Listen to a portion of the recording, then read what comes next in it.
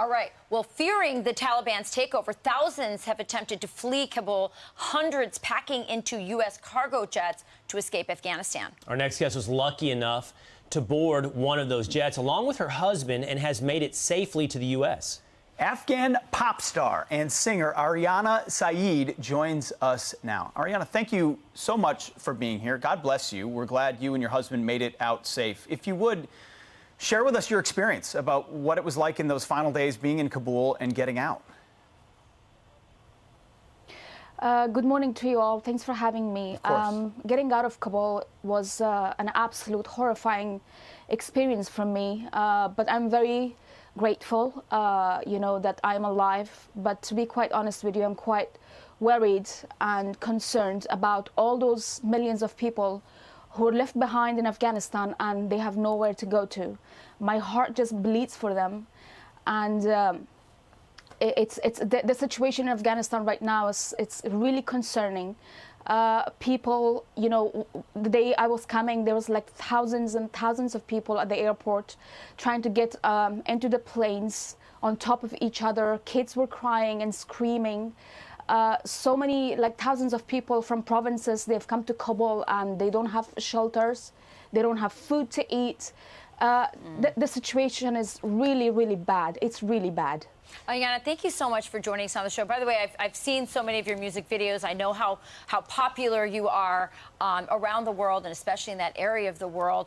Mike, I have just a question for you. When I see the images, and I'm glad you got out, but some of the images we've seen are these giant cargo aircrafts packed with people, and most of them are men. And I'm confused because we here always think of women and children first. Can you help me understand, because it seems to me from everything we know about Afghanistan that it is women like yourself who have defied some of these cultural norms, young girls who are at risk of being, sold into sex slavery with the Taliban, Christian minorities. How is this all? Why are there so many men and not as many women and children on these rescue aircrafts?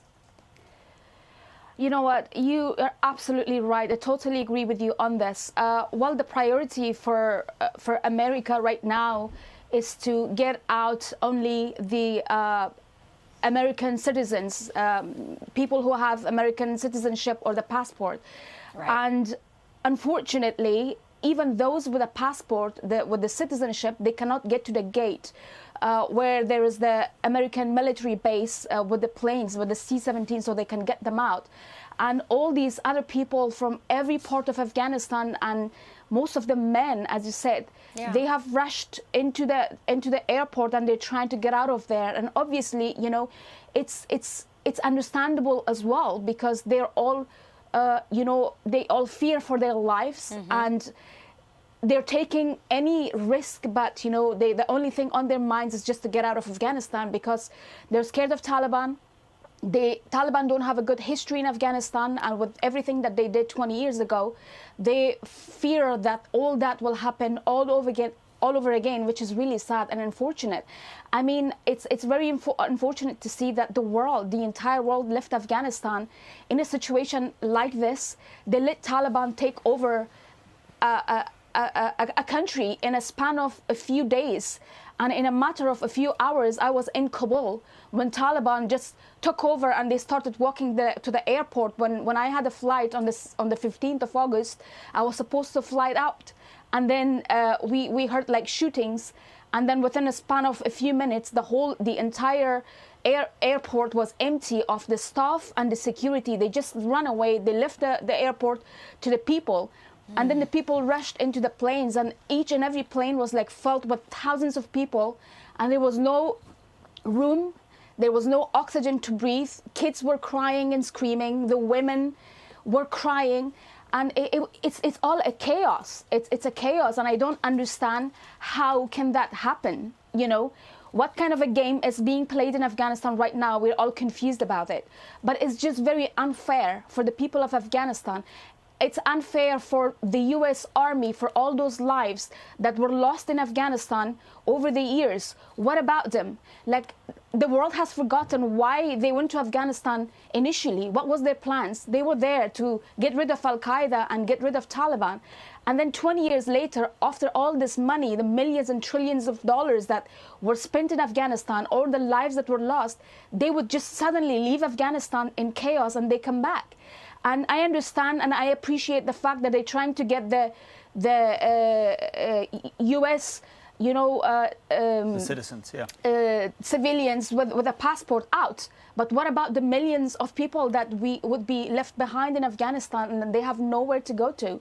It's just horrifying and it's crazy. I don't understand. I'm really confused. Aryana, you described the situation at the airport. We hear in your words the images of chaos. Take me on the way to the airport, if you will. And it may be there's timing differences between what's happening now and when you got out, but we hear the reports of how difficult it is to get to the airport, the streets which are controlled by the Taliban. I heard you talk about a horrifying experience. Were you confident you could even make your way to the airport?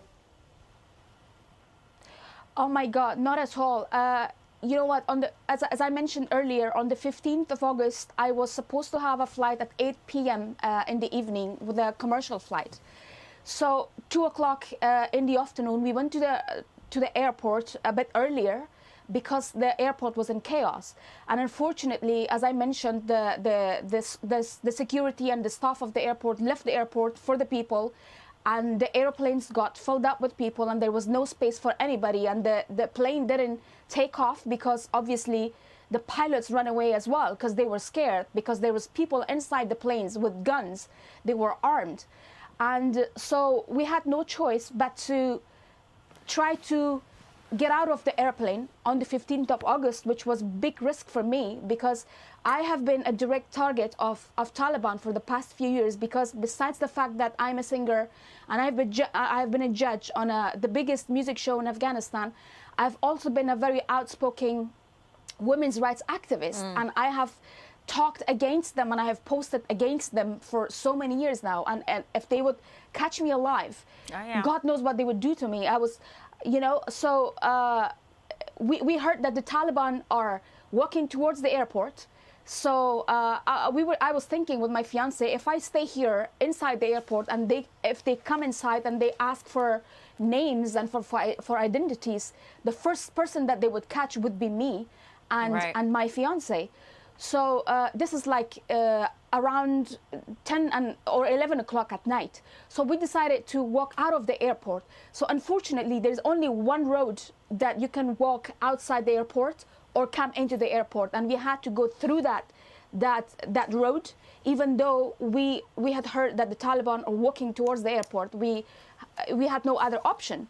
So we started walking, and when we are walking out, hundreds of more people, they're coming in and they're just running towards the airport, and we're getting out.